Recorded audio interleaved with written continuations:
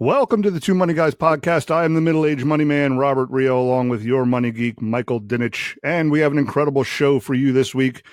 Today is National Peculiar People Day, and to celebrate, we have one-third of the Beards and Baddies Podcast, Jon With The Beard, with us to talk about some baddies that may be out to hurt your financial progress.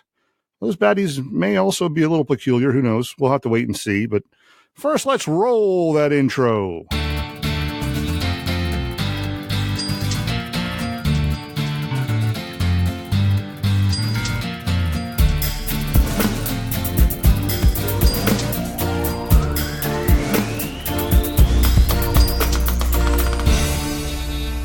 All right, as I said before, today is National Peculiar People Day here in the good old US of A. So we're going to get into details of the day itself.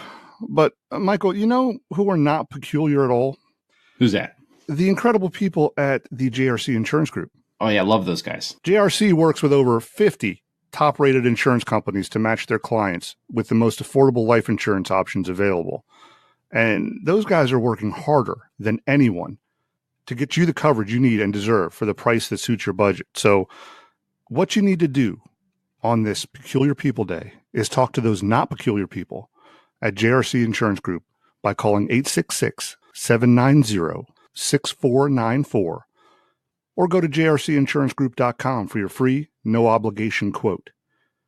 But speaking of peculiar people, we happen to have one on the show today. He is one-third of the podcast Beards and Baddies. He is Jon With The Beard. You will be hearing his bearded voice on this episode. Welcome to the show. How you doing today, Jon? Hey guys, doing great. How about yourself? We're doing awesome. Doing great. I like to hear that. So the Beards and Baddies Podcast. Yes. Which is awesome. Can you give us a little background on that? Definitely can. So again, I'm Jon With The Beard from the Beards and Baddies Podcast. Let me shout out my co-host really quickly. Shout out to Raekwon, my stand-up comedian friend, and Ronnie B, our producer, and we'll just say producer extraordinaire. Hey, Raekwon and Ronnie B. There we go. See, you got a shout out, guys. You can never say I didn't do anything for you. So let me give a little background on the podcast as you asked. So again, we're the Beards and Baddies Podcast. We're giving perspectives on, let's say, the culture, we'll say music, we'll say entertainment. Of course, we got some politics we have to throw in there, and just overall what's going on in the world today, even from the serious to the silly, but from the perspective of two bearded gentlemen, myself and Raekwon, and our resident baddie, Ronnie B. So yeah, we talk about everything. We try to, get into as many topics as we can regarding relationships, dating, and just, anything we can come up with that'll be entertaining to ourselves and as well as our listeners out there. So let's get in, and we're definitely going to get your opinion on a lot of these articles that we're going through today for peculiar people and possibly people to stay away from, because I'm sure that you talk about some on your show. I'm positive of it. But according to the daysoftheyear.com, Peculiar People Day is here to celebrate the leaders of the strange and unusual, those who refuse to succumb to the world's idea of what is normal and sane. God, I know a lot of people like that. So they challenge the status quo and utterly rebuke the concept of that which is out of the ordinary is bad. Whether they simply dress in their own style or have very clear ideas of what is right and normal, Peculiar People Day is their opportunity to shine. Guys, do we know any peculiar people? Yeah, I know quite a few peculiar people. All right. Now, I can sense your eyes and imagination coming my way, and I don't like what I'm feeling already, but we can change the names to protect the innocent. But yeah, there are some peculiar people out there. Well, I don't know about you, but when I hear that definition of peculiar people, I'm thinking, man, those are all good things. It's good to be peculiar. Exactly. That's why they have their own day. That's right. I mean, of course. I think you meant to say we have our own day. Hey, the day's not over. The day's not over, my friend. But according to this website, there are two great ways to celebrate Peculiar People Day, starting with celebrating those in your life who are already strange and unusual. God, I'm thinking my family's listening to this going, yeah, you have your own day, finally. If you have that friend who always adds a little spice to your life and makes sure that even the most normal of events is somewhat surreal and offbeat, then Peculiar People Day is your opportunity to give them the recognition and appreciation they deserve. So what do we get on Peculiar People Day? Like is it a card, a gift? Presents? Do we get presents? I think the best thing to do is to take them out to a very peculiar dinner. Find like the weirdest restaurant, maybe one that has like skulls and bones at the entrance or something. I don't know. That sounds, Oh man. yeah, it sounds pretty awesome, I think, And again, as a peculiar person myself, that's something I would love. Take me to a random dinner where you have to sit on the floor and you eat everything with spoons. I don't know, something random like that. Man, like medieval times, or like one of those places you have to eat in the dark. Exactly. Trying to feel for a chicken bone and like, hey, I don't know where this is. Is this that's hilarious. Is this my fork? Is this a chicken bone? I don't know what I'm grabbing right now. That's hilarious. I want to know about these restaurants where you're sitting down and finding like chicken bones on the floor. You're sitting on the floor. I've never been to a restaurant like that. I think you're at the wrong table if you're finding eating chicken bones. Yeah, if I'm looking for chicken bones and not chicken, I think that makes me very peculiar. I guess I'm talking from my own perspective as a so-called quote unquote peculiar person. I feel like I'm the unique person in my friend group. I have thoughts that come from left field, and I know I understand them. But if they don't understand them, then what can I do to explain it? It's not going to really make sense until till you realize that I'm just weird. I don't know. No, it's on them. I was going to say, I think you acknowledging that you're weird is the first step. There you go. See, exactly. First step in acceptance. I agree with that all the way. I think there is a 12-step program as well that follows Peculiar People Day. But we're not actually going to talk about peculiar people all day, right, gentlemen? So we're going to talk about... We could. We definitely could. We really could. We're going to talk about the people who aren't peculiar and unfortunately are all a little too often, and that's the people who give bad advice. Oh, that's right. Today is going to be the day we talk about people who think they're normal, but really are peculiar. People you want to avoid the advice that they give. Did I say that right? Grammar police. People whose advice you want to avoid because they think they're right or they think they're giving the proper advice, but really aren't. So that is going to be the topic of today's show. With the help of the bearded one who is with us today. So we are going to roll right into our first article.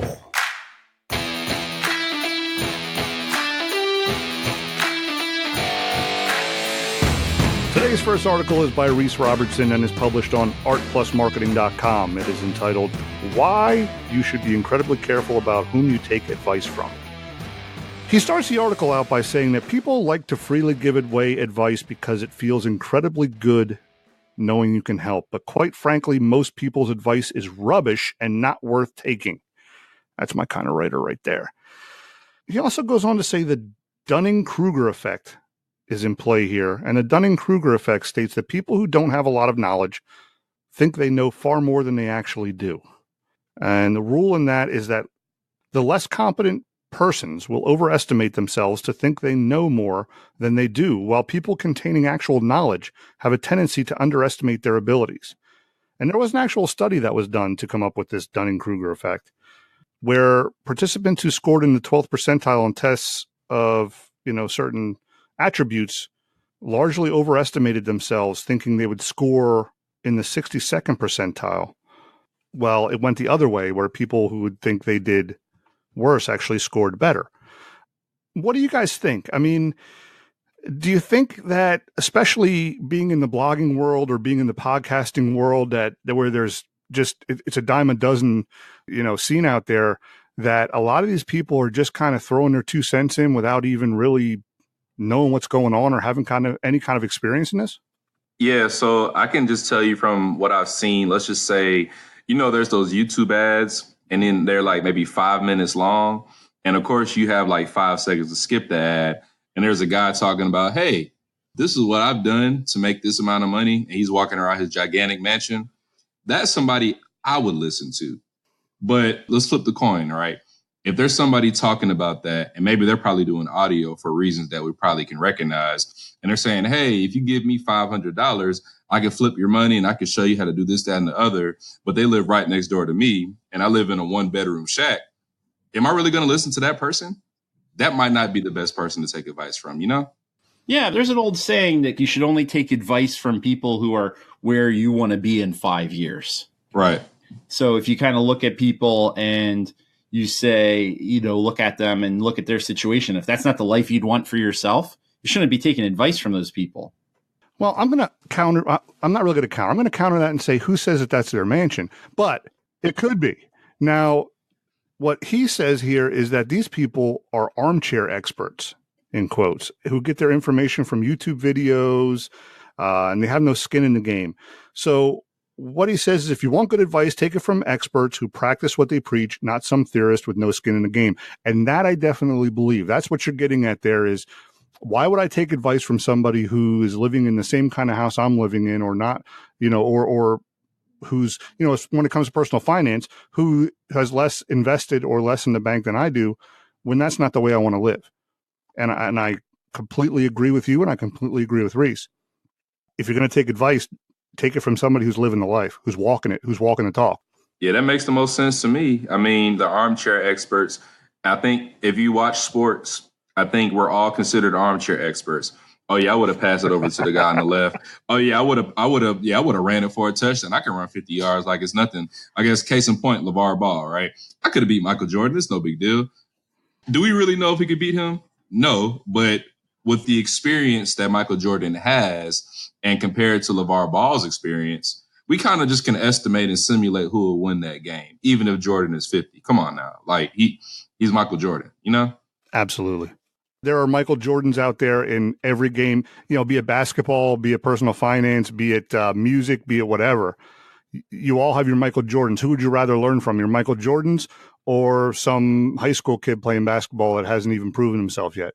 Yeah, but that's a tough thing too, though, right? I mean, in sports, we can see who really has talent and who doesn't, and who has the conditioning and who doesn't. So that makes it kind of easy. But like when you start getting into something like relationships, I mean, you could be a relationship expert, but if you're in a relationship with a person who's, maybe using drugs and cheating on you and you're forced to divorce them, that doesn't mean you weren't necessarily good at relationships. It might be that other partner wasn't willing to participate and do what was necessary. So how do you judge success in, things that are relatively more abstract? You could have a dude who's living in a personal finance. You could have a dude who's living in a mansion and he's leasing it. Look at all the rappers and everything that we find out, like they're broke and they didn't own any of the stuff they had. It was all just leased and, mortgaged to the hilt. Right. Right. So, and I don't necessarily know that living in a mansion is the measuring stick for personal finance. And relationship experts, are we talking therapists? Or are we talking matchmakers? If you're talking matchmakers, then your own relationship doesn't really have much to do with your success rate. It would have to do with your matching rate or your percentages to match. But, I see what you're talking about. And in every situation, there's going to be, exceptions, and there's going to be your statistics and your key points that you need to meet in order to say, hey, I'm successful and I'm experienced. It's going to be different in everything. But if you've never actually done anything, I'm myself not a financial planner. That doesn't mean I don't know anything about finance, but I'm not a financial planner, never claimed to be. But, I'm not giving out financial advice either as far as what you should do with your stocks and bonds and everything else. I'm like your average Joe to this podcast to you, I'm the everyman. How about that? Yeah, that's a good way to put that. And there's some value in that too, right? I mean, I don't know what it is. Like all the time, like we're in this huge rush. Everyone wants to be an expert, needs to be an expert in everything. And you don't have to be an expert in everything. But I think that's the first person that we need to steer away from, is the person that thinks they're an expert when they're really not. Yeah, well, that's the thing. And then that's what this article is really saying is, look, a lot of these people are overestimating their own abilities. Absolutely overestimating their own abilities. I've seen money, so I can give you financial advice. I bought something. I bought something. Right. I invested. I have one share of Disney. I can give you some financial advice. Would it be wrong if I said, hey, I use Acorns or the other one, I can give you stock advice, right? I mean, that doesn't seem like a good idea. I like Acorns. It's great. It's like, saving a little bit of money here and there, but I'm not going to say, hey, put all $500 that you just have in your pocket right now to an unfortunate person. Hey, put that all in Amazon right now. They're about to have Alexa 3 come out and it's going to be the wave and this, that, and the other. I don't know what I'm talking about, like I'm not, and I'm a person, I'm humble enough to realize that I am not an expert at everything, but I am also the person that people tend to come and ask for advice on things. So I'll give it from my experience and my perspective. And I try my best not to let, like, as the article stated, like use like YouTube videos that I've watched and say, hey, I'm an expert at this, that, and the other. This is what I've heard. So, hey, use this advice for yourself and let's see how it works out. Now, if I give you advice on a relationship based off what I watch from YouTube videos of people that purport themselves as experts, and then you end up divorcing that person and you come back mad at me, is it really my fault? Or should you have been a better judge of character knowing that, hey, I'm still single and have not been married yet? So think about it. There should be a little bit of personal responsibility there, I think, too. Yeah, I mean, you don't have any degrees hanging on your wall. Oh, well, I don't know that for a fact. You might. I don't know. Shout out to Georgia State for that computer information system degree. Well, CIS degree, but I mean, not relationship degrees. Yeah, true. I know what you meant. Yeah, I mean, but again, as a CIS major, me giving you relationship advice might not be the best thing in the world, you know? And that segue takes us into Reese's next example of most people have no idea how to live the life you want. So what he says here is, why would you take advice from a poor man on how to be rich? Why would you take advice from an NBA player on how to be a writer? You wouldn't. I mean, it's a no-brainer. It would be ridiculous. Don't take advice from anyone who doesn't know how to live the life you want. And it kind of goes hand in hand with the first one, but it's like, why would you go to somebody who is working a minimum wage job if you want to make six figures? It doesn't make any sense. And there's nothing wrong with a minimum wage job. Don't get me wrong. But if you're looking to be a millionaire, that's not where you're going to start. There's this concept in economics, right, which basically just says that, like, people make decisions for rational reasons. Like, everyone's just trying to go out and maximize their utility, which is like basically their maximum enjoyment of things. And so the theory is everybody makes all these like mathematical decisions about everything they do in life. And I think that's wrong. I think that everybody makes decisions purely for emotional reasons. And then what they try to do is they try to justify it with math.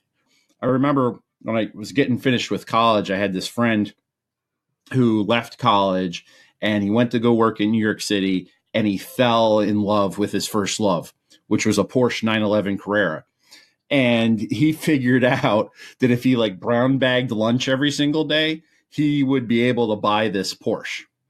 And he bought the Porsche and it got repossessed like 6 months later or whatever, because he wasn't able to make the payments.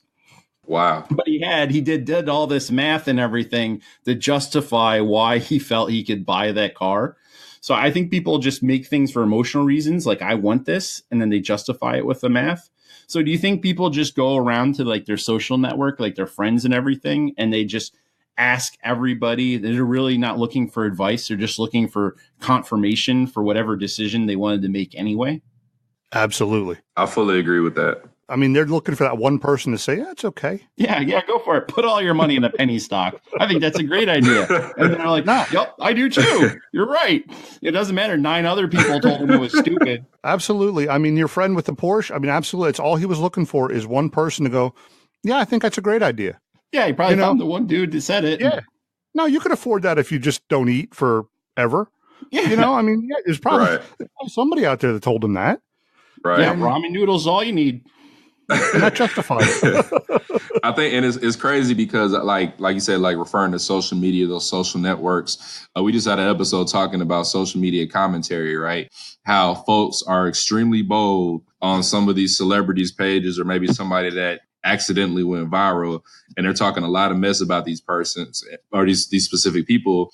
And then next thing you know, there's like 10,000 think pieces about this specific person and what they've done. And you think about it, it's like, well, how are you qualified to even talk about this? And there are some people that will call them out on it, but other folks that are just constantly liking it for validation. I have the same exact thought. Yeah, you said exactly what I thought about this specific situation. I'm going to give you a like and a retweet. Then I'm going to give my 2 cents on it. And then we're going to spread this negative, just hot air. We'll just say it like that. And you got folks thinking about it, listening to it, and they take it in, and then they believe that's what's right. And it's crazy to see that and hear that. And you're just like, how do people actually even want to believe this? I guess it's what they call fake news, but it's really just getting to a point to where people are actually making this they're adding this to their morals and beliefs, you know? People love bad ideas. I swear there's a formula that's basically the worse the idea is, the easier it is to sell to people. That's why these like Ponzi schemes, like whenever a Bernie Madoff thing happens, everyone looks back and they're like, well, why was anyone dumb enough to fall for Bernie Madoff? Like the statements didn't look good. You know, it wasn't like it was like really clever, right? It was a bad idea, but you know, it still blew up. And it's because people love bad, for whatever reason, people love bad ideas. Do you remember when Newt Gingrich was running for president? Mm-hmm. Remember when he went to like North Carolina, I think it was, during the election? He's like, yeah, we're going to put moon bases on moon for sex tourism. Like that should have been like political suicide to talk about that in a debate. I mean, that's something that really happened. A real politician said that, right? And like the people were like, yeah, moon sex bases. That's a great idea. People love bad ideas. Yeah, I don't know how to come back to that one, to be honest. Like I was thinking, like, how do I respond to Newt Gingrich in the moon? He actually has me speechless there. I am what they call befuddled right now. In this conversation for Peculiar People Day, we actually have Newt Gingrich and moon sex bases. I don't know how we got that in this podcast, but don't act like I'm not the one that said it. That was like a real thing that was said. I didn't even make that. I wish I made that up. Wave it loud and proud, all right? You know, don't be ashamed. Oh, man. That's what happened. People love these bad ideas. There was a company that sent empty envelopes to everybody. It was a mortgage company, and this was actually an accident. They sent these empty envelopes to everybody. There was supposed to be like an ad in them, and for whatever reason, all the envelopes went out via UPS without the ad in them. And they got the highest call rate of any advertisement they've ever done because everyone got all these empty envelopes and they called the company and they had to know what was in it because they felt like they were missing out on something or there's something cool in there that they didn't get. It's just people love, for whatever reason, you know, people are attracted to bad ideas.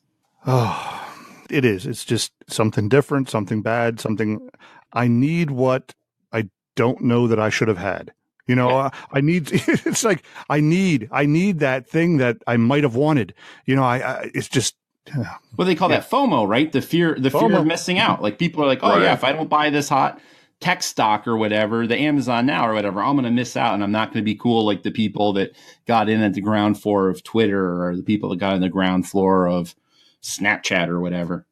That sounds like what happened with Bitcoin, right? I know I had Bitcoin. Yeah. Bitcoin. I had somebody tell me about it years ago when I'm like in college, let's go refer back to the ramen dinners, right? Ramen dinners, ramen lunches, and of course the ramen breakfasts, right? And I remember them telling me about it. And I was like, okay, whatever. Like, but I didn't have any money to invest anyway. And then next thing you know, years later, oh yeah, you should have done it. I mean, again, I wasn't in that situation to be able to do that with my refund check money. I spent it all on clothes like the genius I was. So I wasn't going to put it towards Bitcoin. Like I didn't know it could make me any money. But now where's Bitcoin at now? You know? Yeah, people are crying right now. Oh, they're crying. Sure. Should have cashed out when they had the chance. But hey, it's going to keep growing. It's going to keep growing. Hey. Yeah, but by the same token, you never know. You know, everyone will kick themselves when they miss out on the Bitcoin and everything. But you never know if it was something could have been the next Bitcoin. I remember back when I was in college and everything, in the stock market, this was back in the 90s, and the stock market was going nuts and like everybody was making money. I mean, waitresses at restaurants and stuff were giving stock tips and everyone was just making stupid money like in 97, 98, 99, right? And I remember some buddies were like, oh, dude, you got to put $300 a share. You got to buy Corning glass because fiber optics are going to take over and Corning glass is going to split like a spajillion ways and it's going to, you know, dominate the web. Right. And Corning glass split, but it split and it went to $11 a share. So some of those things are the next Enron, but then some of those things are also the next, you know, kind of Corning glass or the next, maybe even Bernie Madoff or Mark Stanford or something. You can end up losing a lot of money. Right. If it was a sure thing, we'd all be millionaires, you know, and that just doesn't pan out all the time. Nope. Let's get back to this article. The last thing that he says, and you know, this is kind of objective, but you'll know when you're heading in the right direction. Do you? I don't know.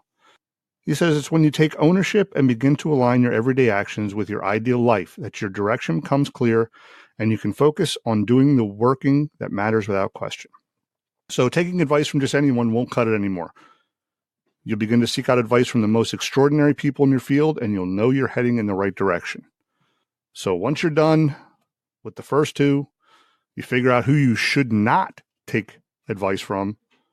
It's then that you're going to seek out advice from the people who are the top in the field that you're looking, or the top in the area that you're looking at. Yeah, it makes a lot of sense.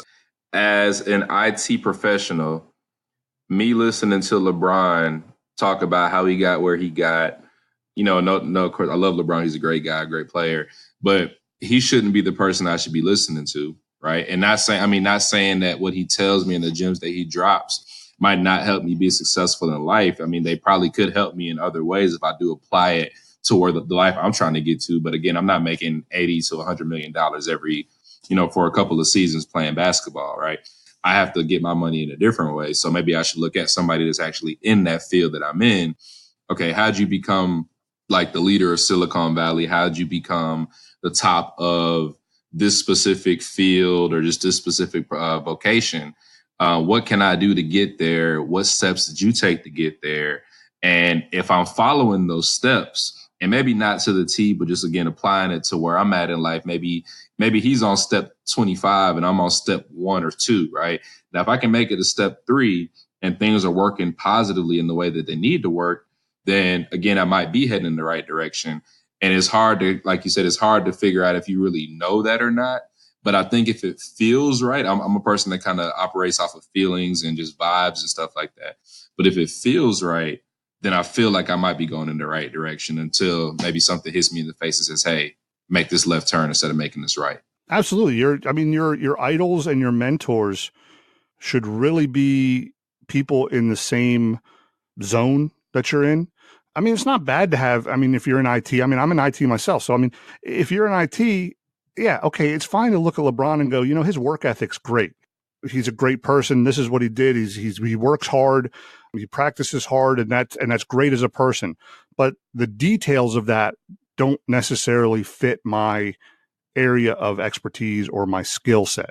So yeah, it's great to have people outside of your area of expertise as idols or people to look up to for general knowledge, general skills. But you definitely want to align yourself with these people who are in your field who are levels above you, definitely levels above you or leagues above you, who you can basically design yourself after, glean this knowledge from, and then say, this is how I'm going to get to where I want to be because they're where I want to be. They are where I want to be in X amount of years. Can I use some of that LeBron knowledge? Yeah, but not in detail, not specifically, but I can still use some of it. All right. Speaking of not taking advice from just anyone, guys, there's only one company you should go to for advice on your life insurance, and that's JRC Insurance Group. JRC Insurance Group goes above and beyond for their clients to get them the best coverage for the best price. They work with over 50 top-rated insurance companies to give you the perfect fit. Call 866-790-6494 or visit jrcinsurancegroup.com for your free, no-obligation quote. Our second article comes from our very own money geek, Michael Dinich, and can be found on yourmoneygeek.com. It is entitled 13 Boogeymen Who Will Wreck Your Finances and Derail Your Plans. Michael, since you're the author of this article, I'm going to hand it over to you, and then we can pick it apart piece by piece, and hopefully there's no moon sex bases in it or anything like that that's going to throw us off. Yeah, I don't recall putting anything in there about moon sex bases. Good. That's reserved solely for election years. Oh, cool. Phew. All right. Basically, in this article, Michael, you list people that you really shouldn't take advice from, and you kind of rate them on a scale of 1 to 10 on their boogeyman rating. And I think that's kind of cool as far as how. Thank you. You're welcome. I was going for kind of cool. You got kind of cool out of me, and that's good for me. As far as what their potential damage rating could be. So why don't you go over this article a little bit with us? What I'm finding here in the beginning, we're looking at, obviously you get a horror theme, because I love your blog, because you go for that pop culture, horror film, zombie kind of vibe. And you're comparing to these people to, strangers with a raincoat and a hook for a hand. And we don't want to go skinny dipping in the lake at night. So it tells you how to handle these people. And the first group are financial bloggers and journalists. So what do you have to say about them? Sure. Well, we kind of talked about in the first article, people who don't really have experience going out and giving their opinion. And we really kind of see that in the personal finance space. I mean, we probably see that in other spaces online too, but that's not an area that I travel as often. But you see this a lot in personal finance because the barriers to entry to creating a blog or a podcast or putting your opinion online is so low, right? I mean, if you have a credit card and a few bucks, you can have a website up and running and you can share your opinions with the world. And, we don't really know if those opinions are good. And what a lot of people will do is they'll go and they'll share their opinion, and everyone kind of, cherry picks the data and the sources that validates their opinion. So the people will go and they'll maybe pull a quote from a source or pull a couple quotes from other sources and cherry pick those quotes and take those quotes and try to kind of pass everything off as fact, when a lot of times maybe it's just opinion and maybe it's not even really good opinion. So that's why I included them in my article. No, I like that, because it's almost like we were talking about before in Reese's article, is the fact that almost on social media, like your friend with the Porsche probably went around to everybody and tried to justify or validate the fact that he can buy this Porsche. It's the same thing with bloggers. It's like you'll go from blog to blog until you find someone who will validate your point. And, you might pick a sentence or two out of that blog and go, see, I was right. And then you'll go and you'll justify something and you'll say, nope, I was right. This one blog out of the 200 that I checked says it. But you don't know where that information's coming from. Exactly. They might have copied and pasted it from some random site that has nothing to do with anything at all. And they're like, hey, this seems pretty cool. Maybe it'll get a couple of views. Maybe I get some nice comments and stuff like that. But then some people will actually take that as like the Bible and just run with it and say, hey, this is exactly what I'm believing. I'm going to go ahead and preach it to everybody else I know.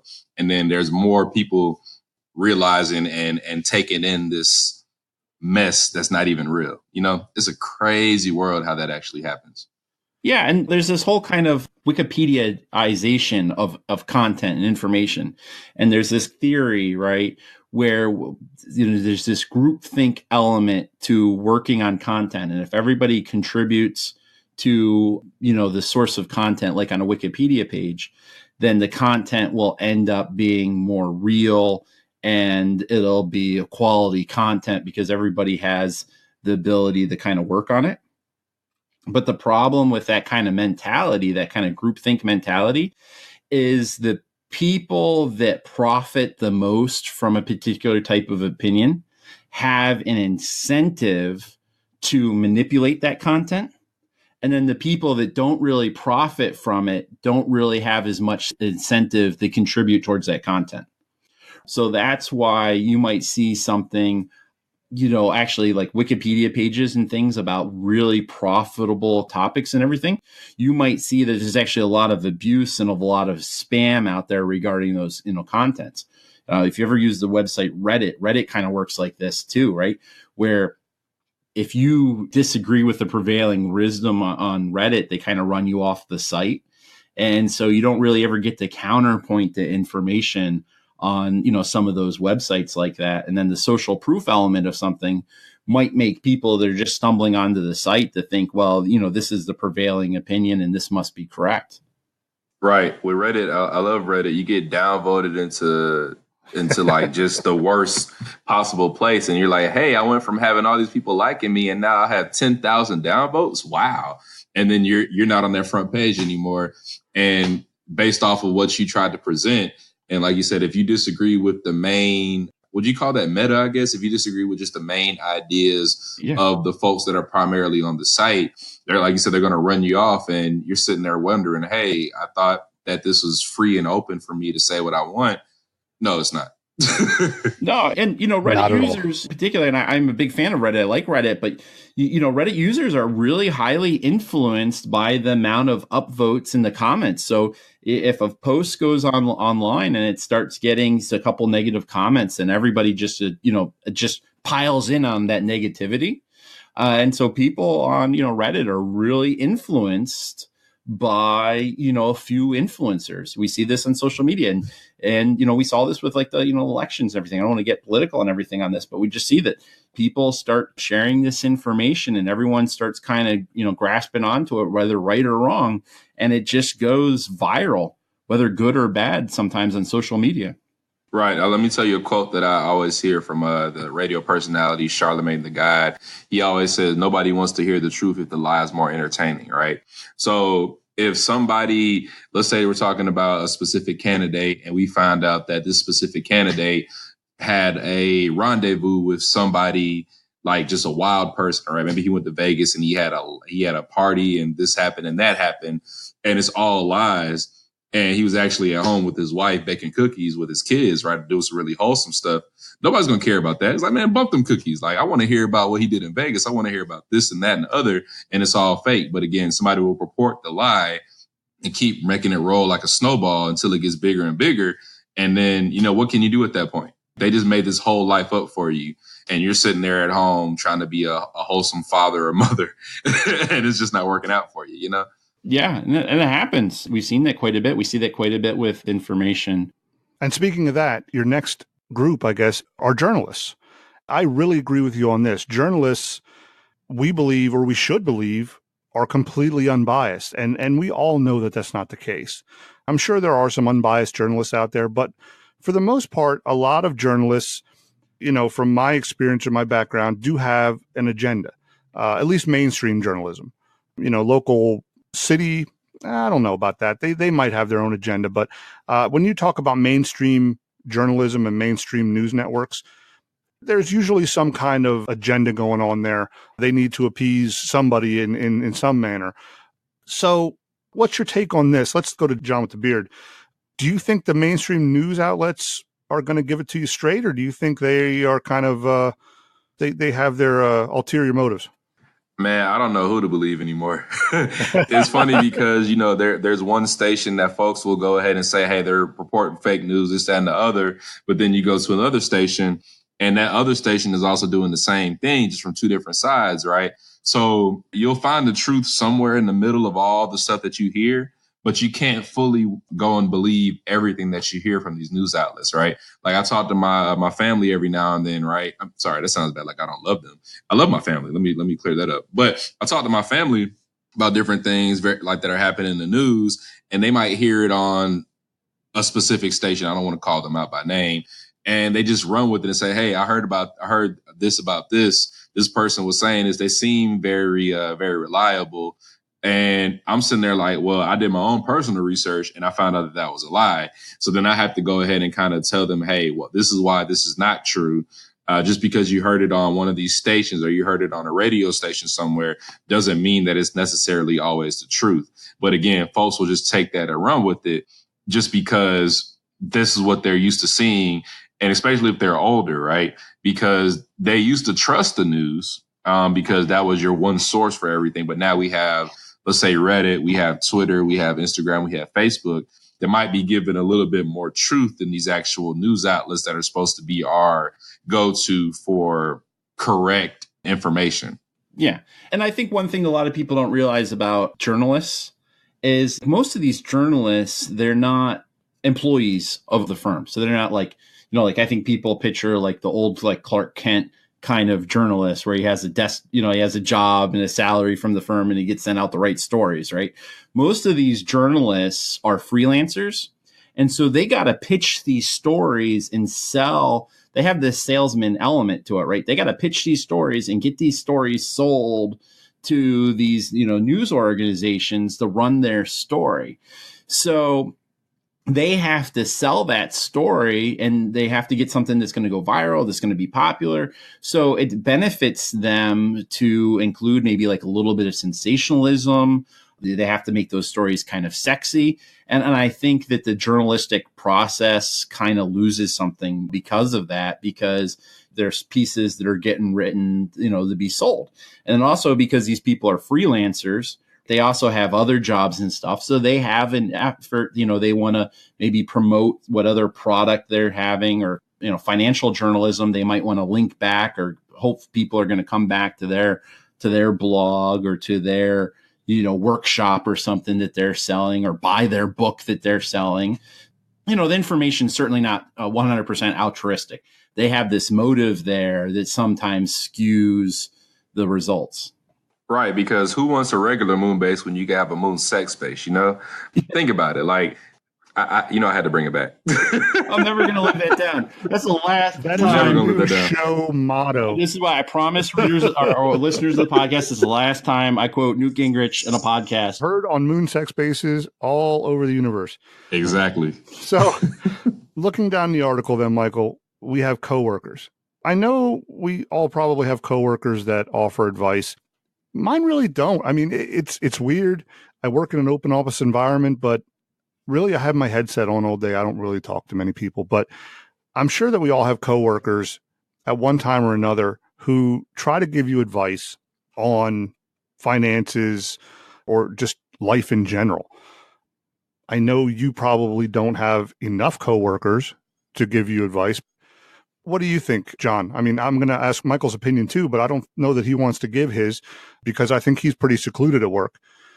What do you think? So, yeah, again, working in the IT industry, right? I have a lot of coworkers and I do consulting. So, of course, there's folks that have been there longer than I have. So with me being the fresh face, the new guy, I might not be making as much as a couple of these other folks that have been there for a while are making. Our office is not far from a wealthy area of Georgia, pretty much called Johns Creek. A lot of folks live over there. A lot of wealthy folks live over there. Celebrities live over there. But I also have coworkers and colleagues that live over there. They haven't given me any financial advice, but I do listen when they talk regarding pretty much how to maneuver within the company and how to keep making sure that I'm actually, making money there and actually adding value in different ways. So even though they don't give me financial advice directly saying, hey, you should do this with your 401k, you should go ahead and invest here and there, I do pay attention to how they they've gotten where they've gotten and been able to stay on with this company for so long. Because if they've been there, and this is, again, based off of experience, right? I'm literally seeing them come to this office every day, have a good rapport with everyone. So I'm going to follow suit because I want to stay at this company too. I want to make, I want to get to that 6-figure number. I want to be able to get there and, be able to have a house and like 5 cars in a 5-car garage, right? So I'm going to listen to what they say. And even if they are coming from a different income or tax bracket than I'm currently in right now, I can get some good advice from them in order to get to where they're at. And of course, exceed them later on. But, it's good to at least listen from that perspective. Yeah, you definitely should listen. I mean, there's no harm in listening, but it's good to do your research. Definitely do your research on what you're listening to. Michael, I see you take a little advice here from FI Introvert on the coworkers. You graciously bowed out of talking about your own coworkers, which is fine. I do the same thing. Well, I don't really have coworkers. I know. That's what I'm saying. You're secluded in your room. I don't play well with others. I do work with other people, but, they're more like independent contractors or peers or, other people. They're not actually coworkers. But I did have coworkers when I was in the Army. So, I mean, I know a little bit about, that kind of structure. And believe me, you get all kinds of bad ideas. If you want some bad ideas, you just ask for some opinions in the barracks late at night. You'll get some bad ideas. And then they found out what Michael's all about and took his coworkers away and stuck him in an office. Get him out of there. Put him by himself. The Army was not a thing that I wanted to do for the rest of my career. No, but basically FI Introvert, it talks about bosses who walk around and asking employees if they wanted their 401k withholding to apply to end-of-year bonuses. Basically, what that's trying to do is save the company money by not having to match the bonus and things like that. I mean, it's these little things that coworkers and companies do to kind of try to do a little better for themselves and not really help out the employees, which, definitely read the article to find that out. But moving on to the next boogeyman. Well, I'll give you a story related to that. I'm sorry. I was going to say that boogeyman was a 9 out of 10. Coworkers are 9 out of 10. So that's extremely scary. That's extremely scary boogeyman right there. And so what you were just telling me just brought up a little story I want to share about my practice. I just had an individual come in here not too long ago, and he didn't think that he could retire. He didn't think he was eligible for his company's retirement, and he didn't think that he could buy health insurance. And he was talking to some of his other buddies, coworkers that he was talking to, and that's where he was getting the advice from. And then he came in and talked to me because I work with a lot of retirees from this particular company. And so I know how the program works. So we went over and, went over his dates of hire and everything and looked over his information. And he was actually eligible to retire. So he had been working longer than he had to. He was actually eligible to take his pension and everything. I mean, he could have retired like 2 years ago, and he just had no clue that he could retire and get health insurance, and like he didn't have to be working. I mean, I guess theoretically, his pension's a little bit higher now because he worked 2 extra years, but it's 2 years of his life to get, $150 extra a month in his pension or whatever. Who knows if he's going to be able to make that up or if it was worthwhile. But relying on his coworkers, I mean, they probably would have had him there working another 3 or 4 more years. Right. They don't know what is best for you. They don't live your life. They don't know what's best for you. So do your own research. Go to HR. Find out what you're eligible for. Yeah. Go to a financial planner. Find out what you're eligible for. If you worked for a big firm and stuff, I mean, a lot of, or if you're maybe union, a lot of people have different benefits based off of when they got hired. It could be even just a few months difference. A person that got hired 6 months ago might have a different benefit package actually than someone that got hired today. So if you're talking to them and saying, hey, what are you doing with your health insurance deductible? They unintentionally, because they don't know, they're not aware of what they don't know, they could be giving you bad advice. Absolutely. Moving on to another boogeyman. We're not going to go through all 13, but moving on to another boogeyman, because we want people to read your article, Michael. Sure, we do. Because it really is a great article. Oh, thank you. Your children can be a boogeyman. They can be boogeymen and derail you. Many times parents like to run financial planning by their adult children. And it comes back to the same thing we were discussing before. Your children may not have that experience that is required to give you the advice or even know what you're talking about. Your children are in a different part of their lives than you are. They're not looking at money and finances the same way you are. You're closer to retirement. You're in a different position. You're looking at finances a different way. You're looking at it in a shorter term than they are. They're looking in the longer term. The mindset's completely different. So they're probably not the best people to run that by. Is that what you're getting at there? Yeah, it is. Different generations in particular have different comfort levels with certain things. So, sometimes we might see like the younger, generation that, millennials and everything may have a different feeling and attitude towards the stock market than maybe like the greatest generation had or the baby boom generation had. And so what might work for the psychology of a millennial is not necessarily going to work for the psychology of someone who was in the greatest generation or a baby boomer. So it's not only that they have different needs, but they had different life experiences, and those life experiences impact how people choose and invest their wealth. So, for example, like a millennial might have FOMO and feel like they're missing out on getting in with Bitcoin or something like that. And the greatest generation or a baby boomer might just say, hey, I saw what happened with tech stocks and I just don't want to be involved in that. And I'm cool, missing out if I have to. I guess as a child myself, I'm not a child. I mean, I clearly sound like a grown man, but and I also have talking. This is the beard talking. John's taking a break right now, sipping some water. But as a grown child, I know that I've gotten asked for various financial, let's say, questions from mom, not my dad really, but I've gotten questions before, and then I kind of think about it like, should I really be answering this? Should I be giving the advice? I'm sitting here with a handful of debt, a lot of student loans to pay back. I don't know if I should be the right one to give any advice, but I give, again, from what I can tell from my experience, what I've learned so far. But I mean, she's been doing it longer than I have. I just kind of give my 2 cents based off what's probably going on right now. So for instance, I introduced my mom to Cash App. I told her that, you don't always have to go to the bank or go to the ATM and pull this money out, pay the little ATM fee if you go to your own ATM and then maybe give me some money or vice versa, right? We can do it the digital way. You can do it through your phone. You just connect your card, do this, that, and the other. You can give money. So I have her using it now. I know my aunt's also using it, which I think she used it before. So I can't take credit for her usage of it. But again, like being able to use that technology to go ahead and make things easier. As a child, I was able to give her that advice, and she uses it for paying her fitness trainer and all that good stuff. So I was able to give something positive to her, besides saying, hey, I'm still in debt. Don't listen to me.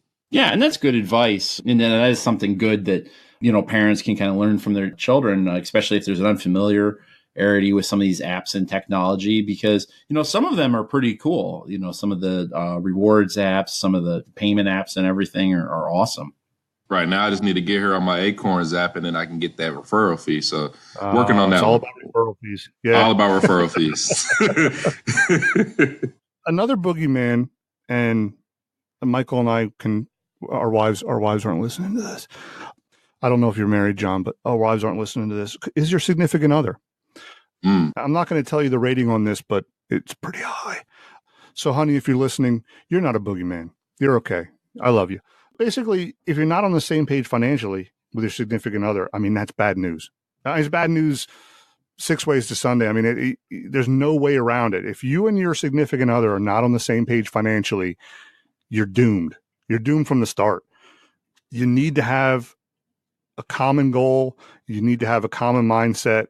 If one person is a spender and one person is a saver, or one person, if the end goal is not the same for both of you, it's going to be a rough ride. So you better strap in. I don't know what your situation is, John, but have you had any experiences, or Michael, have you had any experiences? I'm not going to put you on the spot. I know I have. I'm going to, I'll put it out there. I mean, my wife and I are not always on the same page financially, and it gets rough sometimes. So let me take some heat away from you guys first. So it's me, myself, and I right now. I got you guys. No problem. So it's me, myself, and I right now, but I can recall a specific situation with an ex-girlfriend of mine. I literally had just gotten out of college. We were dating and we became official, and I was banking on an internship that I had coming up with the government, right? But it was an election year and they weren't sure who was going to be elected. And if Obama didn't get elected, then pretty much that organization would have been pretty much shut down. So I'm trying to fight through my own financial situation, get things going. And then I get a couple of jobs, work for a call center. So I'm making some money, able to pay my own information. But this specific ex of mine kind of was trying to tell me how to spend my money, but that person was not actually in a good enough place to actually tell me that. So of course, I'm sitting there like, yes, baby. Yes, I'll do this. Yes, dear, I'll do this. Yes, I got you. I can pay for this or whatever. And I'm sitting there at the end of the week like, hey, where'd all my money go? I can't take advice if you're not in a good financial situation. Now, I am dating right now, and I had a conversation with this person, and she definitely said, hey, I'm definitely looking for somebody that has this, that, and the other, making sure that, you're in a good spot, because when she's done with the program that she's in right now, education wise, she's going to be in a good spot when she gets a job and gets set up with everything. But I can't be sitting here looking like boo boo the fool, as they say, right? And, I have a horrible credit score. I have tons of student loans to pay back that I haven't paid back yet. So having that conversation is like, oh, it's a reality check. Okay, let me go ahead and get my stuff together, because if this person wants to be with me for reasons, for just any kind of good reasons, and, finances are going to come up eventually, I want to make sure that I'm in a good place, because I don't want to bring somebody into my mess, as they usually say. Yeah. And that's important. I mean, that's like, the finance thing is almost as important as like, the kid talk. When the relationship gets to the point where we're going to start having these type of conversations, how many kids do you want? What do you want to do? I mean, I think that people should have that conversation. Like, well, what's your career goal? When do you want to retire? What is retirement looking like for you? Because right now, the real popular thing is FIRE, right? Become financially independent as early as possible and retire. So if one person's thinking, well, hey, I want to hit FIRE at 45 and travel the world, and And the other person in the couple is thinking, well, I want to spend money now and enjoy it now and work forever because I want to live in a big home and have big cars. That relationship's getting set up for failure. Absolutely. We'll go over one more boogeyman. How about that? All right. And I like this one just because I like saying it. Facebook Huns and boss babes. I love these boogeymen. So yeah, I mean, if you're on Facebook and you're on social media and you're getting friend requests from like high school friends you haven't talked to in years, you look at their page and it's like they're just like memes about like body transformations, essential oils, and all this stuff. They're probably trying to sucker you into a multi-level marketing scam. They're probably into this, this type of sales now. And they're like, oh, how many people do I know from high school that I can message and try to get in here? Definitely beware of these boogie men or women that you get friend requests from. I mean, I think we all get them. A lot of them may be fake accounts, but I mean, I definitely get some requests or messages from people I haven't seen forever. And then all of a sudden a link pops up in my messenger and it's to, join this group or join this thing to buy these jewelry or essential oils or whatever. So I've gotten pretty good at catching those. But oh, did you? Okay. I fell for one. I mean, I was a little suspect, but I got a LinkedIn message the other day and the person asked me something like, did you hear the news? I'm sitting there thinking, well, either something happened, this person found God, or I'm going to get sold something. But I'm like, I'll bite. What's the news? And then they were pushing HGH gel. Oh, wow. So you did get my message. Good. So I guess I missed it, huh? Okay, my inbox is not refreshed. I got You'll get it next week. All right, cool. Awesome. You don't have a wife yet, so I think women have to worry about this more, not the stereotype. But my wife is always getting these Facebook Huns, that connect and then start making small talk and everything. And next thing you know, they want to sell stretchy pants or keto coffee. You ever get any of those Facebook Huns in your social media? God, Facebook Huns, Instagram influencers. I don't know all of the names, all of the alliterations. I haven't had as many. And it's funny because I feel like they know when you're in like a financial bind. And for some, it's like they sniff it out like bloodhounds, right? I know a guy that I didn't even really interact with that much in college. We were cool, right? We were cool, but we weren't like homies. We weren't best friends and anything like that. We were just cool by association, right? And not knocking his hustle at all. But, excuse me, he set a meeting up with me. He's like, hey, meet me at the Starbucks. And I already knew what it was, right? Because I saw his Instagram. It had the "You Should Be Here" sign. And it's like, I'm traveling to all these different places across the world, this, that, and the other.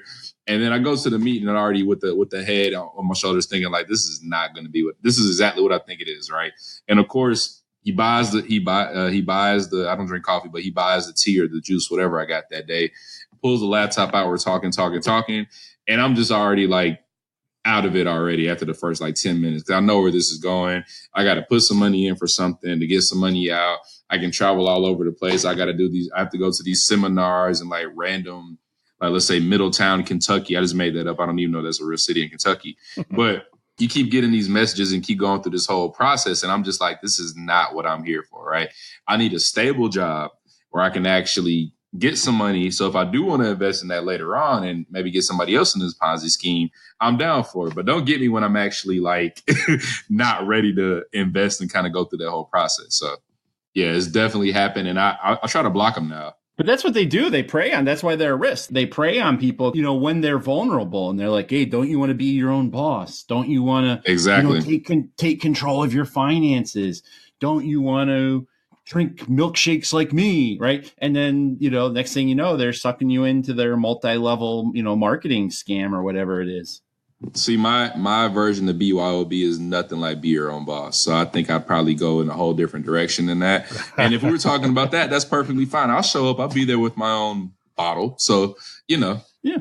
Yeah, I've been to too many of those meetings and didn't think they were those meetings. So yeah, I've learned to recognize them. Yeah, don't you almost feel bad though, like you're mad at yourself when you fall for it? Like You definitely are. You're just thinking you're going to a restaurant where you can sit on a floor and find some chicken bones, and then next thing you know, someone's talking about selling vacuum cleaners, and you're like, that's not what I signed up for.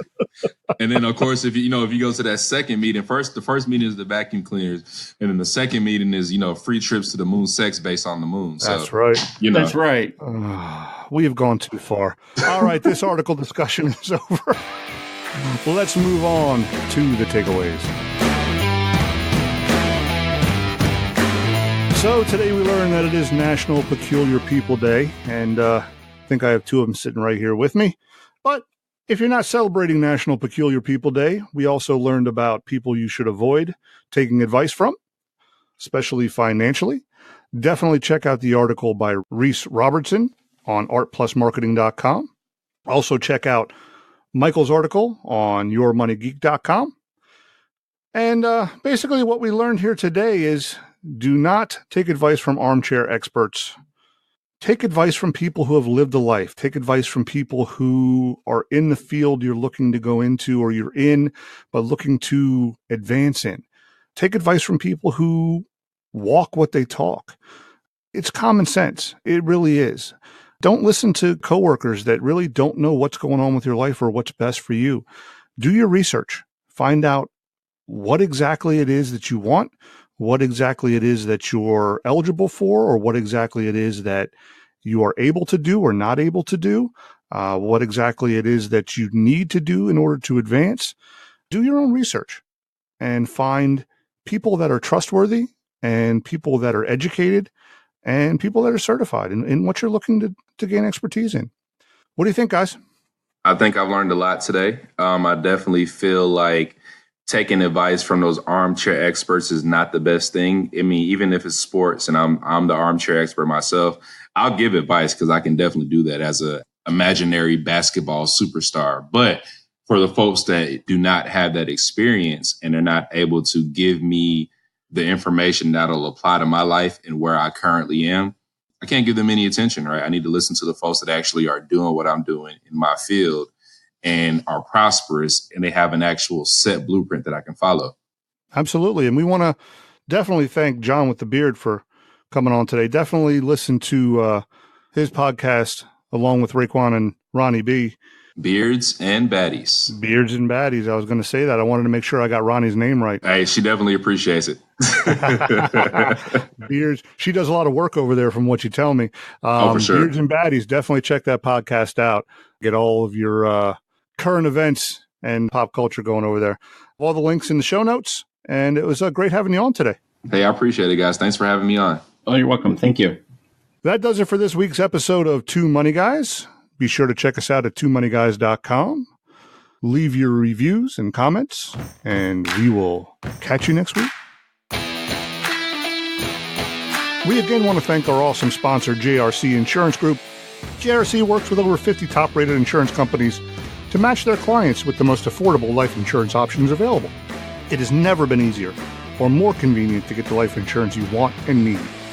Call 866-790-6494 or visit jrcinsurancegroup.com for your free, no-obligation quote.